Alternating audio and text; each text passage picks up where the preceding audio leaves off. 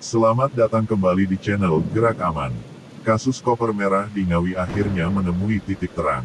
Polisi berhasil menangkap pelaku, inisial RTH, pada Minggu, tanggal 26 Januari tahun 2025. Pelaku yang dikenal dari media sosial ini diduga memiliki hubungan spesial dengan korban, UK. Polisi menyebut keduanya menikah siri, namun masih perlu penyelidikan lebih lanjut. Meskipun disebut menikah siri, namun, hubungan antara pelaku dan korban masih menjadi tanda tanya. Tindakan kejam pelaku, yang tidak hanya menghilangkan nyawa korban, tetapi juga memutilasi tubuhnya dan membuangnya di berbagai lokasi, menunjukkan tingkat kekejaman yang sangat tinggi. Polisi berhasil menemukan potongan-potongan tubuh korban di beberapa daerah, yaitu kepala di Trenggalek dan kaki di Ponorogo. Penyelidikan sementara menunjukkan bahwa pelaku sengaja membuang potongan tubuh korban di tempat yang berbeda-beda untuk menghilangkan jejak kejahatannya.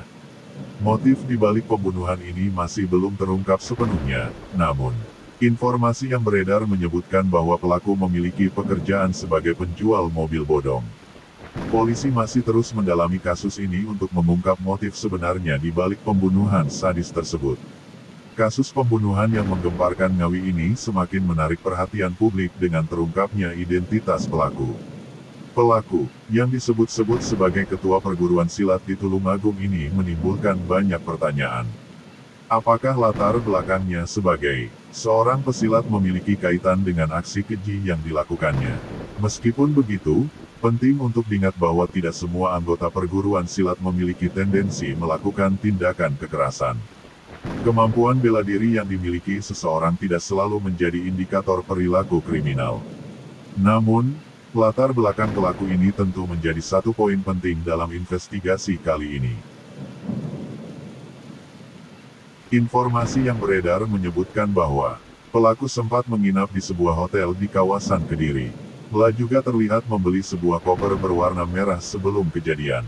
Fakta-fakta ini menimbulkan pertanyaan, apakah tindakan pembunuhan dan mutilasi yang dilakukan oleh pelaku merupakan tindakan spontanitas atau sudah direncanakan sebelumnya? Jika kita perhatikan, persiapan yang dilakukan pelaku memang cukup matang. Ia telah menyiapkan pisau dan koper jauh hari sebelum melakukan aksinya. Selain itu, tindakannya membagi-bagi potongan tubuh korban ke beberapa wilayah juga menunjukkan adanya perencanaan yang cukup matang.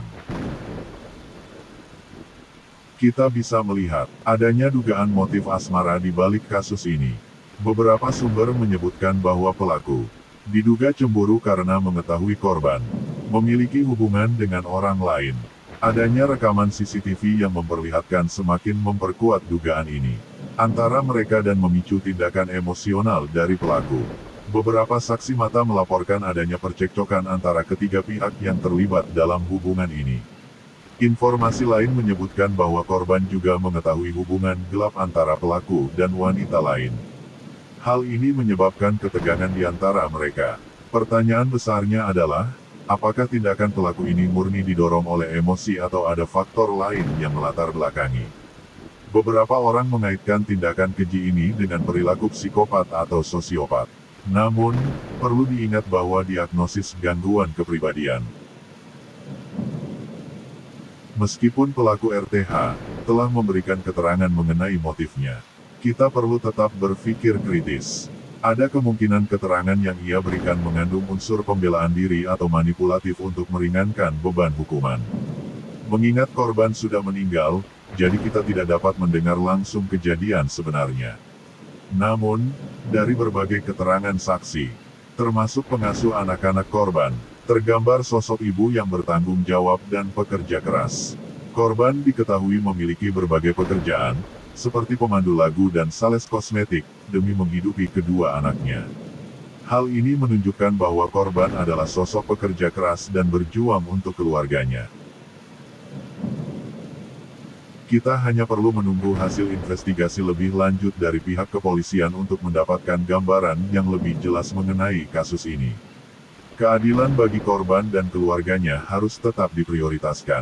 Ada perbedaan yang signifikan antara tindakan yang dilakukan secara spontan dan tindakan yang direncanakan.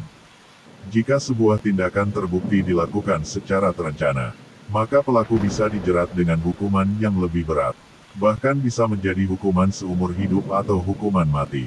Dalam kasus ini, pertanyaan besarnya ialah apakah tindakan yang dilakukan pelaku terhadap Uka merupakan tindakan yang sudah direncanakan atau hanya tindakan impulsif yang dipicu oleh kemarahan atau sakit hati. Namun, jika terbukti bahwa tindakan ini direncanakan, maka hukuman yang akan dijatuhkan kepada pelaku tentu akan lebih berat. Dapat kita pelajari dari kasus jasad dalam cover. Seorang psikopat seringkali sulit untuk dikenali karena mereka pandai menyembunyikan sifat asli mereka yang bengis. Maka dari situ mereka bisa menjadi teman, saudara, atau bahkan pasangan hidup kita. Namun, di balik itu semua terkadang tersembunyi sifat-sifat mereka yang sangat mengerikan. Psikopat adalah seseorang yang memiliki kurangnya empati dan rasa bersalah, serta kecenderungan untuk melakukan tindakan kekerasan tanpa merasa bersalah sedikitpun. Menurut pakar psikologis, psikopat adalah mereka yang seringkali pandai berpura-pura menjadi orang baik. Namun sebenarnya mereka hanya peduli pada kepentingan mereka sendiri. Jadi, jangan pernah meremehkan kemungkinan bahwa orang terdekat Anda bisa menjadi seorang psikopat. Tetap waspada dan jangan ragu untuk mencari bantuan jika Anda sedang merasa ada yang tidak beres dan dalam ancaman bahaya.